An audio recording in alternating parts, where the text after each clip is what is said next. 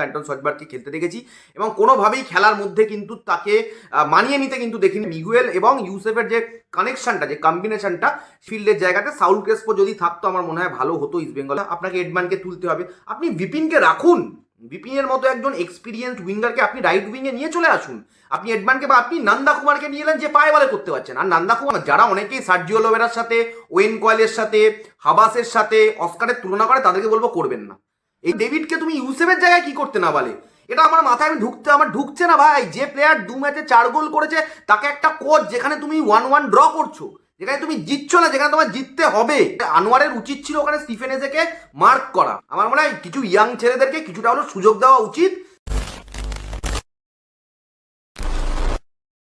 কলকাতায় আজকে ভূমিকম্প হয়ে গেছে, আশা করছি আপনারা সকলে সুস্থ স্বাভাবিকভাবেই আছেন এবং আমার মনে হয় সেই ভূমিকম্পের এফেক্টটা ইস্টবেঙ্গলের কোচ, উনিও তো কলকাতাতেই রয়েছেন, তো ওনার মগজের ওপরে মনে হয় সব থেকে বেশি এফেক্টেড হয়েছে।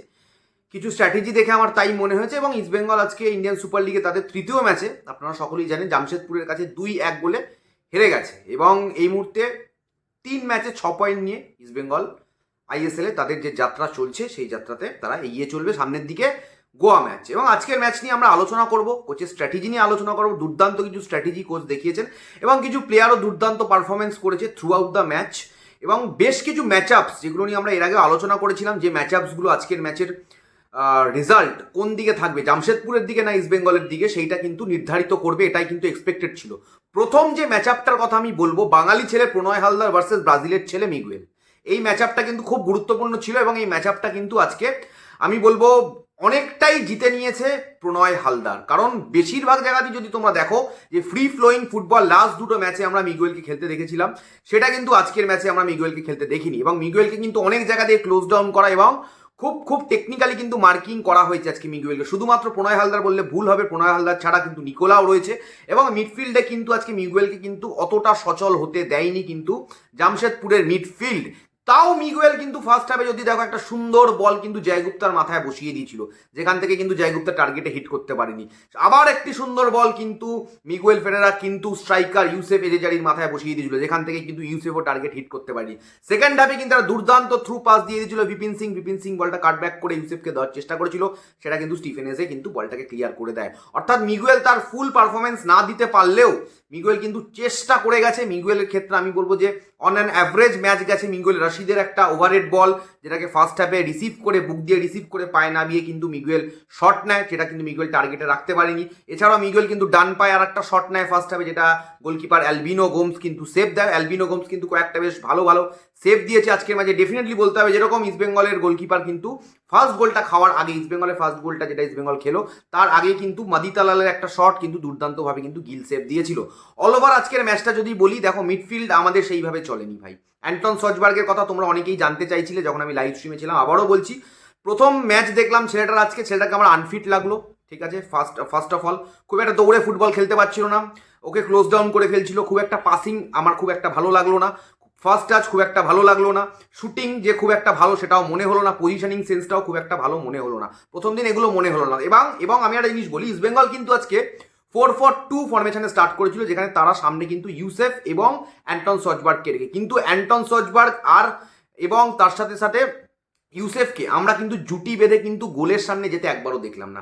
মেনলি কিন্তু ইউসেফের সাথে কিন্তু জুটিটা কিন্তু মিগুয়েল বাজছিল, সবাই ইউসেফ এবং মিগুয়েলের একটা কিন্তু দুর্দান্ত জুটি তৈরি হচ্ছে, সেই জায়গায় কিন্তু তারাই খেলেছে এবং কিছুটা অফ দ্য পজিশন কিন্তু আজকের ম্যাচে কিন্তু অ্যান্টন সজবার্গ খেলেছে। মূলত আমি বলবো নাম্বার 8 পজিশন, সেন্ট্রাল মিডফিল্ড পজিশনে কিন্তু আমরা কিন্তু মূলত অ্যান্টন সজবার্গকে খেলতে দেখেছি এবং কোনোভাবেই খেলার মধ্যে কিন্তু তাকে মানিয়ে নিতে কিন্তু দেখিনি। যদিও মানিয়ে নেওয়াটা এতটা ইজি বলে আমার মনে হয় না, একটা প্লেয়ারের মিনিমাম একটা প্লেয়ারের মানিয়ে নিতে মাসখানেক সময় লাগে। এই জন্যই আমি বারবার বলছিলাম বিদেশিদেরকে তাড়াতাড়ি আনার কথা, কারণ ইস্টবেঙ্গলের হাতে তো এই মুহূর্তে আনফর্চুনেটলি মাত্র 4 জন বিদেশি এবং সেই জায়গায় ইস্টবেঙ্গল কিন্তু পরবর্তীতে সেকেন্ড হাফে কোনো বিদেশি এনে খেলার কিন্তু মোমেন্টাম চেঞ্জ করতে পারেনি। টেকনিক্যাল জায়গা থেকে খেলার যে পদ্ধতিতে খেলছিল সেই পদ্ধতি তারা চেঞ্জ করতে পারেনি, যেটা জামশেদপুর পেরেছে। জামশেদপুরের দ্বিতীয় গোলটা কিন্তু তাদের সুপার সাব হয়ে আসা কিন্তু বিদেশি রাইট কাচিকা ভাই কিন্তু গোলটা করে। যাই হোক, তো অ্যান্টন সজবার্গকে আমি প্রথম ম্যাচে আমার খুব একটা ভালো লাগেনি, আউটস্ট্যান্ডিং কিছু লাগেনি। প্রথম 25 মিনিট তো গোস্ট ছিল মাঠের মধ্যে, দেখতেই পাচ্ছিলাম। তারপরে 2-1 বার চেষ্টা করেছিল, একটা শট নিয়েছিল বিপিনের পাশ থেকে, একটা শট নিয়েছিল যেটা টার্গেটে রাখতে পারেনি। অল ওভার আমি বলবো খুব একটা ভালো যে শুরু অ্যান্টন সজবার্গ ইস্ট বেঙ্গল জার্সিতে করলো এটা কিন্তু বলা যাবে না। উল্টো দিকে যদি আমি আরেকটা কথা বলি, তোমাদের প্রত্যেকের ক্ষেত্রে অনেকে ইউসেফের কথা বলছি, ইউসেফের গেম খারাপ গেছে, অনেকের বক্তব্য আমি সোশ্যাল মিডিয়ায় দেখছি।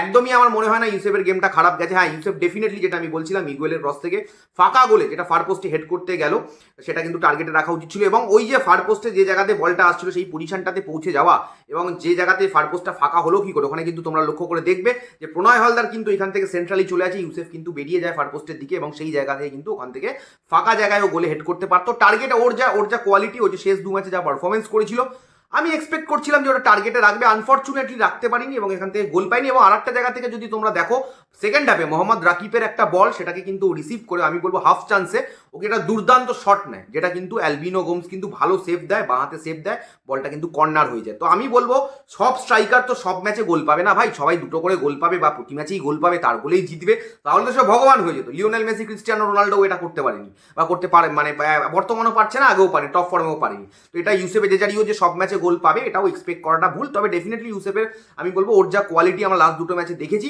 সেই হিসাবে কিন্তু আজকে ও কিন্তু বল সেইভাবে পায়নি, অন্যদিন কিন্তু যেভাবে বল পায়, এবং আমি বলবো তার ক্রেডিট গোস টু জামশেদপুর এবং ওয়েন কয়েলের যে ট্যাকটিক্যাল যে ব্রিলিয়ান্স। আমি কালকেও বলেছিলাম, আবারও বলছি, ওয়েন কয়েল একজন যথেষ্ট এক্সপিরিয়েন্সড কোচ, যথেষ্ট সফল কোচ, ট্রফি জেতা কোচ, ইন্ডিয়ান ফুটবলে ট্রফি জিতেছে ভাই, তার তো একটা দাম আছে, তার তো একটা ভ্যালু আছে।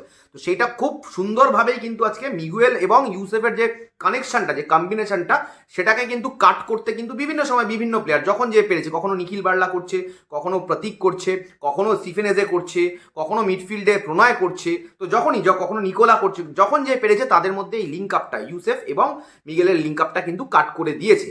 এই ছিল অল ওভার মোটামুটি মিডফিল্ডের জায়গাতে। সাউল ক্রেসপো যদি থাকতো আমার মনে হয় ভালো হতো ইস্ট বেঙ্গলের জন্য আজকে, কারণ অ্যান্টন সজবার্গের জায়গায় ওই জায়গায় তুলে নিয়ে গিয়ে আমার মনে হয় সৌভিক চক্রবর্তীকে নামাতে হলো, ফোর্সলি নামাতে হলো আমার মনে হয়। তার কারণ হচ্ছে সেই জায়গাতে সাউলের মতো একটা প্লেয়ার যদি থাকতো আমার মনে হয় মিডফিল্ডে ইস্ট বেঙ্গল আরও বেটার করতে পারতো।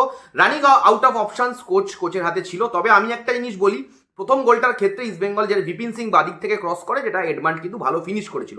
আমি একটা জিনিস বুঝতে পারলাম না, আমি অস্কারের কাছে একটা প্রশ্ন রাখবো যে আপনি ভালো কোচ, আশা করি আপনি ভালো কোচ, এখন অব্দি যদিও ইস্ট বেঙ্গল ট্রফি জিততে পারেননি, তবে একটা খেলার পদ্ধতিতে ইস্ট বেঙ্গল টিমটাকে আপনি কিন্তু এনেছেন, ডেফিনেটলি এটা আমাদের প্রত্যেককে মানতে হবে। আজকে হেরে গেছে তাও আমাদেরকে মানতে হবে, কিন্তু আপনার কিছু চেঞ্জেস আমি বুঝতে পারলাম না। খুব আনফর্চুনেটলি আমায় বলতে হবে যে আপনার একটা যে এই যে প্রথমে যে শুরুতে আমি যদি বলি যে প্রথমে আজকে আপনি হঠাৎ করে ডান দিকে নুঙ্গাকে কেন স্টার্ট করালেন, তার যদি আমার উত্তর দিতে, তাহলে আমার মনে হয় নুঙ্গা একটু ডিস্ট্রাকটিভ কিছু করবে।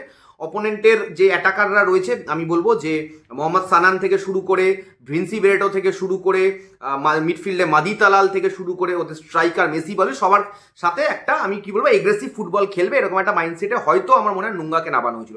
তাছাড়া তো কোনো কারণ দেখছি না, কারণ মেসি বাউলির পায়ে যেভাবে লাথিটা মারলো নুঙ্গা, ওইখানে ইয়েলো কার্ড হয়ে যাওয়ার পরে সেই 23 মিনিটের মাথাতে কিন্তু রাকিবকে আনতে হলো। এবং আমার মনে হয় শুরুর দিক থেকে এডমান্ড যেভাবে আজকে রাইট উইং থেকে দুর্দান্তভাবে স্টার্ট করেছিল, তোমরা শুরুতেই দেখেছো যে মোহাম্মদ সানান কিন্তু তাকে বাধ্য হয়েছিল ফাউল করতে এবং ফাউল করে ইয়েলো কার্ড দেখেছিল। সেই জায়গায় যদি প্রথম থেকেই আমার মনে হয় যেহেতু নুঙ্গার থেকে রাকিবের ওভারল্যাপে যাওয়ার কোয়ালিটিটা বেটার, বা রাকিব রিসেন্ট টাইমসে ওভারল্যাপটা বেটার করছে দেন নুঙ্গা এন্ড আদার প্লেয়ার্স, এবং ইস্ট বেঙ্গল জার্সিতেও রাইট ব্যাকে রাকিব একটা যথেষ্ট স্টেবিলিটি দিয়ে ফুটবল খেলেছে এই সিজনটা মোটামুটি। তো সেই জায়গায় আমার মনে হয় শুরু থেকেই যদি ওইখানে এডমান্ড এবং রাকিব শুরু করতো, ইস্ট বেঙ্গলের অ্যাটাকগুলো ডান দিক থেকে বেটার হতে পারতো। সেই আপনি কানটা ধরলেন, ঘুরিয়ে ধরলেন, এটা হচ্ছে প্রথম প্রশ্ন। দ্বিতীয় জায়গাতে আমি আছি, আপনার যে এই যে সাব করার জায়গা, ট্রিপল সাব, প্রথম ম্যাচেও আপনি ট্রিপল সাব করেছেন, দ্বিতীয় ম্যাচেও করেছেন এবং তৃতীয় ম্যাচেও আপনি তাই করলেন।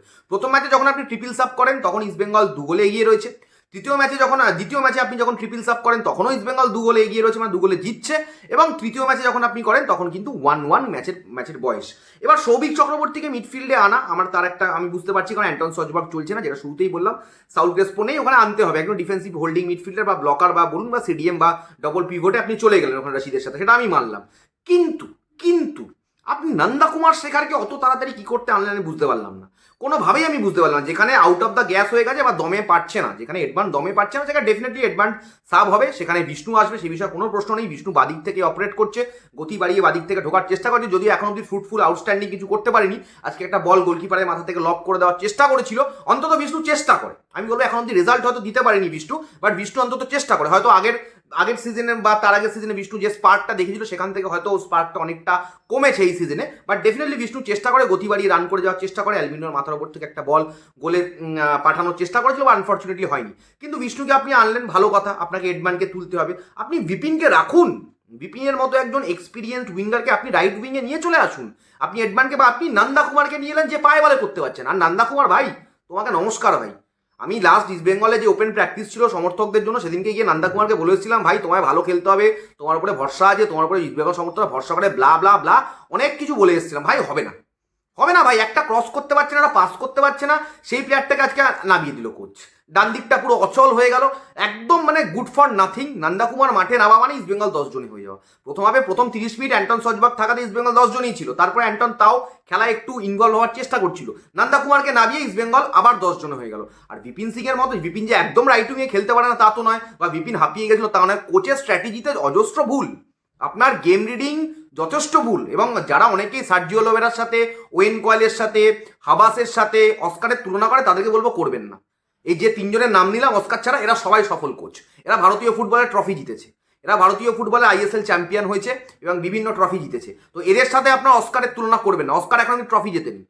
সমালোচনা করতে হবে ভাই কোচ। অনেকে বলবে হয়তো হ্যাঁ ভাই একটা ম্যাচে ভুল হতে পারে, ভাই একটা ম্যাচে ভুল হয়ে তোমার চ্যাম্পিয়নশিপে তুমি পিছিয়ে গেলে আজকে, তোমার একটা পয়েন্ট অন্তত তোমার মাঠে, তোমার মানে এই মাঠ থেকে তুলে আনো। তুমি জিততে পারলে না, হয়তো জিততে পারবে না সব ম্যাচ, জামশেদপুর কঠিন টিম, জামশেদপুর চ্যাম্পিয়নশিপ ফাইটে থাকবে, তুমি তো জামশেদপুরকে আরো 2 পয়েন্ট বেশি দিয়ে দিলে। তুমি ড্র করতে, জামশেদপুর যে সাথে থাকতো, তুমি সাথে থাকতে, তুমি টপ অফ দ্য টেবিল থাকতে, পরে কি হতো দেখা যেত, পরে কি হতো দেখা যেত।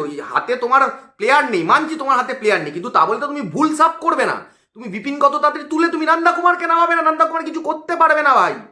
ইউসেফ এজেজারি যে যেখান থেকে বললাম শুধু যে রাকিবের একটা বল, সেখান থেকে বলটাকে হাফ চান্সটাকে ক্রিয়েট করে শট করলো, অ্যালবিনো গোমস সেভ দিল। সেই প্লেয়ারটা যে অপোনেন্টের ডিফেন্সের উপরে চাপ রাখছে, সেই স্ট্রাইকারকে তুমি তুলে নিচ্ছ যে 2 ম্যাচে 4 গোল করেছে, করে তুমি ডেভিডকে আনছো। যদি তোমার ডেভিডকে আনতে হয় 4-4-2 ফরমেশনে তোমার যেতে হয়, তাহলে ডেভিড আর ইউসেফকে তুমি একসাথে খেলাও। তুমি নান্দাকে কি করতে নামিয়েছো? তুমি ডেভিডকে নামাও তাহলে নান্দার জায়গায়।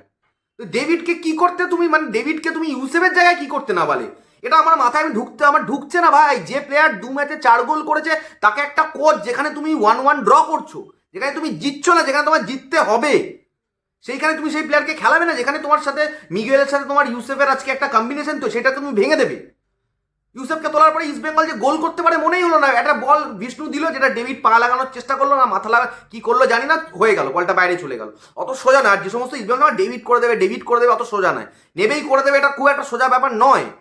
আমি বলছিও না যে ডেভিডের জন্য ইস্ট বেঙ্গলের কোনো খারাপ হয়েছে, বাট এটা সোজা মানে কোচের ভুল, স্ট্র্যাটেজিক্যালি কোচের এগুলো ভুল সিদ্ধান্ত, এগুলো মেনে নিতে হবে, একদম মেনে নিতে হবে। এবং যে গোলটার ক্ষেত্রে, প্রথম গোলটার ক্ষেত্রে যেটা হেড করে গেল স্টিফেনেজের সাথে, এরিয়াল বলে পারার মতো প্লেয়ার ইস্ট বেঙ্গলে কেউ নেই।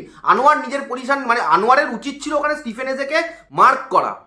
আনোয়ার একমাত্র হাইটে না পারলেও ফিজিক্যালিটিতে কিছুটা, টেকনিক্যালিটিতে কিছুটা পারতো স্টিফেনেজের সাথে। আনোয়ার গিয়ে সামনে দাঁড়িয়ে রয়েছে, এবং তোমরা যদি লক্ষ্য করে দেখো স্টিফেনেজের আশেপাশে কারা রয়েছে, ওই অ্যান্টন সজবার্গ, ওই তো অ্যান্টন সজবার্গ নিজে নড়তেই পারছে না, ও মাঝখান থেকে ফাঁকায় হেডটা করে দিয়ে চলে গেল, 1-1 করে দিয়ে চলে এলো। এবং দ্বিতীয় গোলটার ক্ষেত্রে আমি ইস্ট বেঙ্গলের ডিফেন্সের দোষ দেবো না ভাই। গিল তো তাও মানে মাদিতালালের শটটা, যেটা প্রথম গোলের ক্ষেত্রে মাদিতালের শটটা গিল বাঁচালো বলে, গিলের দুর্দান্ত ব্রিলিয়ান্ট সেভ। আর দুটো গোলে একটাতেও গিলের কোনো দোষ ছিল না। দ্বিতীয় গোলটার ক্ষেত্রে ইস্ট বেঙ্গলের প্লেয়ারদের খুব একটা দোষ নেই, এটা ব্রিলিয়ান্স।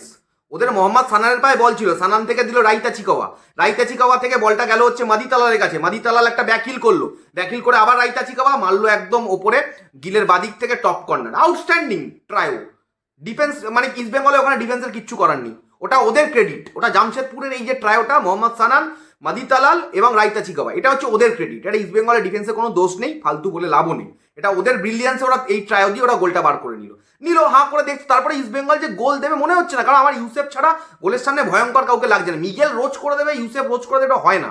আমাদের এই টিমের আমার মনে হয় কোচের 90 মিনিট স্ট্রাইকারকে রেখে খেলা উচিত ছিল, ডান দিকে বিপিনকে রেখে খেলা উচিত। বিপিন যদি 85 মিনিটে উঠতো মানা যেত, নন্দা কুমার 5 মিনিটের বেশি দরকার ছিল না। কোচের প্রচন্ড ভুল সিদ্ধান্ত, আগের বারেও এই কোচের এরকম ভুল সিদ্ধান্ত। কোচের এই কোচের সব থেকে আমি বলবো নেগেটিভ জায়গাটা হচ্ছে কোন জায়গায় জানো, প্লেয়ার চেঞ্জের ক্ষেত্রে প্রচন্ড কনফিউজড, যেটা নিয়ে আইএফএ শিল্ডে এত কথাবার্তা হয় যে গিলকে নামাবে না দেবজিৎ মজুমদারকে নামাবে, টাই ব্রেকারে কে নামাবে, সন্দীপ নন্দীর দোষ না কোচের। আরে ভাই সিদ্ধান্ত কে নেয়? হেড কোচ নেয়। আজকে যে নন্দা কুমারকে অত তাড়াতাড়ি বিপিনের জায়গায়, বিপিনের জায়গা না, বিপিনের জায়গায় অ্যাকচুয়ালি বিষ্ণু এসছে এবং এডভান্টের জায়গায় অ্যাকচুয়ালি নন্দা এসছে, বাট এডভান্টের জায়গাতে ওই জায়গাটাতে বিপিনের সুইচ করে যাওয়া উচিত ছিল। এটা কার সিদ্ধান্ত? কোচের সিদ্ধান্ত। আর এখানে ইস্ট বেঙ্গলের এই যে টিম ওনাকে দেওয়া হয়েছে, ওনার মেজরিটি এত বছর বাদে, মানে ওনার পছন্দের প্লেয়ারদের দিয়ে কিন্তু টিমটা তৈরি করা হয়েছে as per the budget of Emami east Bengal management. তো এখানে কোচকে দায়িত্ব নিতে হবে, এবং উনি কিন্তু আর অন্য কোনো টিমের কোচিং করাচ্ছেন না, উনি কিন্তু ইস্ট বেঙ্গলের কোচিং করাচ্ছেন, এবং যে টিমটা চ্যাম্পিয়নশিপের লড়াইতে থাকবে। আজকে মোহনবাগান সমর্থকরা দুটো চারটে কথা এই ভিডিওটা দেখে বলবে, কমেন্ট করবে, কারণ কেন করে সেই সুযোগটা করে দেওয়া হচ্ছে তাদেরকে, সেই জন্যই তারা বলতে পারছে। কারণ কালকে যে মোহামেডানের ম্যাচ মোহনবাগান জিতবে, বড় ব্যবধানে জিততে পারলে টপ অফ দ্য টেবিল চলে যাবে। কারণ জামশেদপুরের তো গোল ডিফারেন্স +3, ইস্ট বেঙ্গলের গোল ডিফারেন্সটা বেটার ছিল। কারণ জামশেদপুরে 3টে ম্যাচে জিতেছে, প্রথম 2টো ম্যাচ 1-0-তে জিতেছে, আজকে ম্যাচটা 2-1-এ জিতেছে। এবং আমি আজ থেকে 1 মাস আগে তোমাদের বলেছিলাম যখন টিম বিল্ড হয়েছিল যে Jamshedpur will be one of the dark horse's in 2025-26 মরশুমে ইন্ডিয়ান সুপার। আরে ভাই, ফুটবলের কিছু তো জ্ঞান রাখি, কিছু তো এত বছর ধরে খেলা দেখি, কিছু তো বুঝেছি। এবং যে সমস্ত টিমের 6টা বিদেশি রয়েছে তারাই অ্যাডভান্টেজে থাকবে। এই আজকে রাইতা চিকা বা সুপার সাব হয়ে গোল করলো, ওদের 6টা বিদেশি রয়েছে। পরবর্তীতে কিন্তু ওদের যে সেন্টার ব্যাক ছিল সেই সেন্টার ব্যাককে, বিদেশি সেন্টার ব্যাককে ওরা নামালো আবার মাঠে। তো ইস্ট বেঙ্গলের তো 6জন বিদেশি, 4জন বিদেশি আনফর্চুনেটলি নেই। ইস্ট বেঙ্গলে এখন 4জন বিদেশি। সাউল ক্রেসপো কবে মাঠে নামবে আমরা জানি না, প্রতি বছর একই ড্রামা। এটা নিয়ে কোনো কমেন্ট করতে চাই না, এবং কোনো প্লেয়ারকে আমি আর টার্গেট করবো না, করা উচিত নয়। তো আমি সেই ক্ষেত্রে এইটুকুই বলবো যে ইস্ট বেঙ্গল থার্ড ম্যাচটা হারলো, এখনও সব হারিয়ে যায়নি, এখনও সবে শুরু। 3 ম্যাচে 6 পয়েন্ট খুব খারাপ তো নয়, 3 ম্যাচে 6 পয়েন্ট, এইটুকু পজিটিভ মাইন্ডসেটেই ভিডিওটা শেষ করছি।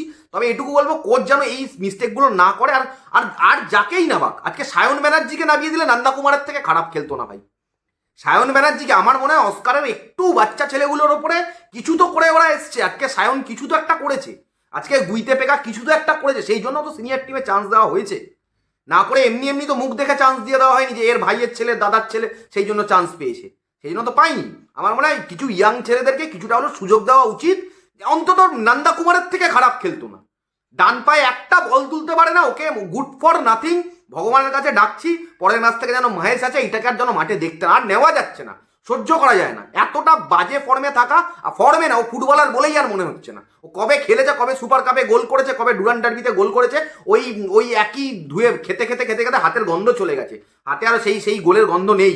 রেফারিং নিয়ে কি বলবো, রেফারিং নিয়ে নতুন করে কিছু বলার নেই। ইন্ডিয়ান ফুটবলে রেফারিং এর মান তলানিতে দিনকে দিন যাচ্ছে, আরও নিচে যাবে, ওপরে ওঠার কোনো সম্ভাবনা আমি অন্তত দেখছি না। একটা ছোট্ট এক্সাম্পল দিয়ে বলি, মাদিতালাল মিগুয়েল ফেরেরাকে জার্সি ধরে টেনে ফেলে দিল, তাতে কোনো রকম ইয়েলো কার্ড দেখালো না, জার্সি পুরো ধরে জার্সি পুল করে ফেলে দিল। ভাই জার্সি ধরলেই কার্ড হয়, জার্সি ধরে টেনে ফেলে দিলেই কার্ড হয়, সেখানে কোনো কার্ড হলো না, ঠিক আছে মেনে নিলাম। কি হলো, মিগেল গিয়ে সেটা বললো যে ভাই কেন কার্ড হলো না কিছু সামথিং, রেফারি বলছে ভাই আমার সাথে কেন তর্ক করবে, এইখানে আমি রুল ফলো করবো। একটা রুল তো রয়েছে যে ক্যাপ্টেন ছাড়া কেউ গিয়ে রেফারির সাথে কথা বলতে পারে না চট করে, তো বা রেফারি সেটা অ্যালাউও করে না, তো ঠিক আছে মেনে নিলাম। সেইখানে রেফারি রুলটা ফলো করলো যে রেফারির সাথে অন্য কোনো প্লেয়ার কেন এসে তর্ক করছে বা কিছু রেফারির সাথে বলেছে, তাই জন্য ইয়েলো কার্ড দেখালো মিগুয়েলকে। কিন্তু যে জার্সি ধরে ওকে টেনে ফেলে দিল তার জন্য কোনো ইয়েলো কার্ড না। তবে আমি এটাও বলছি যে রেফারির সিদ্ধান্তে বা রেফারির সিদ্ধান্তের জন্য টিম হেরে গেছে। রেফারি অবশ্যই অনেক সফট ফাউলগুলো, মানে যেগুলো ফাউল হওয়া উচিত ছিল সেগুলো ইস্ট বেঙ্গলকে ফাউল দেয়নি। হ্যান্ডবলে একটা আবেদন ছিল, যেটা ক্লিপিংটা এখন অব্দি ভালোভাবে আমি দেখতে পারি, সেজন্য পেনাল্টি ছিল কি ছিল না সেটা নিয়ে মানে বক্তব্য দেবো না বা মন্তব্য করবো না। বাট ডেফিনেটলি রেফারিং এর স্ট্যান্ডার্ডটা not up to the mark. অনেক জায়গায় মোমেন্টাম ক্রিয়েট করছিল যেখানে ইস্ট বেঙ্গল নিজেদের মধ্যে পাস খেলে সিলি মানে ছোট ছোট ছোট ছোট সফট ফাউল ওদেরকে অনেক দেওয়া হয়েছে, এবং যেখানে আমার মনে হয় ইস্ট বেঙ্গলের ফাউল পাওয়া উচিত ছিল সেগুলো কিন্তু দেওয়া হয়নি। রেফারিং তো আউটস্ট্যান্ডিং সব ম্যাচেই আমাদের এখানে, মোটামুটি শুধু ইস্ট বেঙ্গল নয়, অল ওভার ইন্ডিয়ান সুপার লিগের রেফারিং এর মানটা আগের বারের স্ট্যান্ডার্ডের থেকে অনেকে বলছে না ব্রডকাস্টিং এর স্ট্যান্ডার্ড খারাপ হয়েছে বা সব কিছু খারাপ হয়েছে, অনেকেই অনেক কিছু বলছে, টাকা পয়সা তো কম এবারে ইউজ হচ্ছে বা কম খরচ করা হচ্ছে। রেফারিং এর কোনো মানে চেঞ্জ নেই, অনেক কিছুতে চেঞ্জ হয়েছে এবার আইএসএল এ, 13টা ম্যাচ হচ্ছে, 3 মাসের টুর্নামেন্ট হচ্ছে, অনেক কিছুই বাজেটে চেঞ্জ এসছে, বাট রেফারিং এর স্ট্যান্ডার্ডটা সেম আছে। এইটুকুই বক্তব্য ছিল, হেরে গেল ইস্ট বেঙ্গল। তোমাদের বক্তব্যগুলো ডেফিনেটলি জানিও যে পয়েন্টগুলো আমি রেস করলাম, ওই পয়েন্টগুলো তো অবশ্যই গুরুত্বপূর্ণ। যে পয়েন্টগুলো আমি রেস করলাম, ম্যাচ আপগুলো হেরে গেছি আমরা। Rashid not up to the mark, not at all up to the mark ছিল আজকে রাশিদের সেই দুটো মানে একটা বল যেটা মিগেলকে দিল, তাছাড়া খুব একটা রাশিদের থেকে কিছু পাইনি আমি। আমার এক্সপেকটেশন আরও অনেক বেশি ছিল রাশিদের থেকে। হেরে গেল ইস্ট বেঙ্গল, আর কি বলবো, 2-1 হেরে গেল। জামশেদপুরের ব্রিলিয়ান্ট স্টার্ট, 9 পয়েন্ট, চ্যাম্পিয়নশিপের লড়াইতে সবার আগে চলে গেল, আমরা পিছিয়ে গেলাম। এরকম আর একটা ম্যাচে হয়ে গেলে চ্যাম্পিয়ন হওয়া যাবে না, কারণ মাত্র 39 পয়েন্টের খেলা। এইটুকুই বক্তব্য ছিল। Thank you so much. যদিও ভিডিওটা ভালো লাগে ডেফিনেটলি শেয়ার করো, আরও মানুষের সাথে চ্যানেলটাকে সাবস্ক্রাইব করো, এবং অবশ্যই তোমাদের মূল্যবান মতামত এই অবধি যারা দেখেছো ভিডিওটা এতক্ষণ ধরে যারা দেখছিলে, আমার বক্তব্য শুনছিলে, অবশ্যই তোমাদের মূল্যবান বক্তব্যগুলো কমেন্টের মাধ্যমে জানিও। আমি নিশ্চয়ই কমেন্টগুলো পড়বো, ভালো কমেন্টের উত্তরও দেবো। Thank you so much. এখনের মতো সকলকে টাটা।